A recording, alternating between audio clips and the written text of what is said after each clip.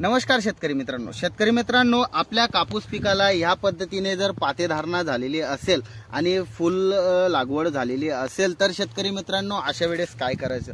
शेतकरी मित्रांनो, आडीला आपल्याला जर कंट्रोल करायचा आहे आणि आपल्या कापूस पिकाला ही धारणा झालेली आहे, अशा वेळेस आपल्याला कमीत कमी 2 ते 3 हात आपल्याला त्याच्यावर आडीनाशकचे घेणे गरजेचे आहे, जेणेकरून आपल्या पिकावर बोंड अळी ही कमीत कमी येईल आणि थोडी उशिरा येईल, जेणेकरून शेतकरी मित्राला त्याचे उत्पन्न हे भरघोस प्रमाणे घेता येईल। शेतकरी मित्रांनो, अशा वेळेस काय करायचं?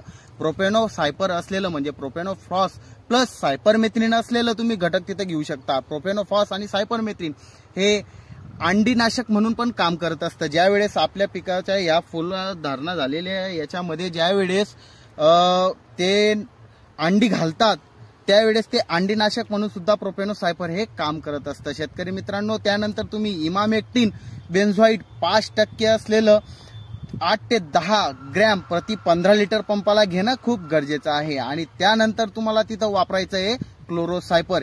शेतकरी मित्रांनो, एक गोष्ट लक्षात ठेवायची आहे, मी जे तुम्हाला आडीनाशक सांगतोय हे आडीनाशक तुम्हाला एका वेळेस एकच वापरायचं आहे आणि कंटिन्युअसली तुम्हाला हे म्हणजे 3 टप्प्यांमध्ये वापरणं गरजेचं आहे, जेणेकरून आपल्या पिकावर आडीचा प्रादुर्भाव कमी होईल। माहिती आवडली असेल तर तुमच्यासारख्या गरजवंतू शेतकऱ्यांना आपला व्हिडिओ जास्तीत जास्त शेअर करा। तोपर्यंत धन्यवाद।